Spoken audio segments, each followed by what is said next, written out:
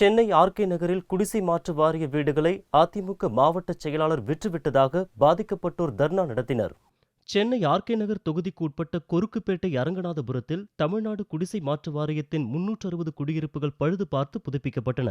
இந்த வீடுகளை ஏற்கனவே குடியிருந்தவர்களுக்கு ஒதுக்காமல் மற்ற பகுதியைச் சேர்ந்தவர்களுக்கு ஒதுக்கப்பட்டதாக சர்ச்சை எழுந்தது. பிற பகுதியினர் இங்கு குடியேறுவதற்கு அரங்கநாதபுரம் மக்கள் கடும் எதிர்ப்பு தெரிவித்தனர். தகவலறிந்து சம்பவ இடத்திற்கு வந்த கொருக்குப்பேட்டை போலீசார் சமரச பேச்சுவார்த்தை நடத்தினர். அப்போது கஜலட்சுமி என்ற பெண் திடீரென தனது உடலில் மண்ணெண்ணெய் ஊற்றி தீக்குளிக்க முயன்றார். மங்கை என்ற பெண் குடியிருப்பின் 4வது மாடிக்கு ஏறிச் சென்று தற்கொலைக்கு முயன்றார். இந்நிலையில் புதனன்று காலை 50க்கும் மேற்பட்டோர் தர்ணா போராட்டத்தில் ஈடுபட்டனர். நாங்க குழந்தை குட்டியெல்லாம் வச்சுக்கின்னு ஸ்கூல் படிப்பு நாங்க வேற இடத்துல போய் வீட்டு வேலை செய்து நாங்க எங்களால வாடகை கட்ட முடியாது.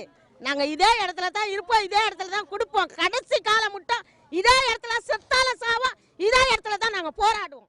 முதலமைச்சருக்கு அதுக்கு போக நீங்க தான் செய்யணும். ஏன்னா நாங்க பண்ண இந்த எந்த போராட்டமும் இந்த 1.5 வருஷமா நாங்க செய்யற எந்த விஷயமும் அவங்க காதுக்கு போகல, எட்ட விடல. எங்களை எல்லா இடத்துலயுமே பிளாக் பண்ணி எங்களை எல்லாரும் இப்படியே உட்கார வச்சுட்டாங்க.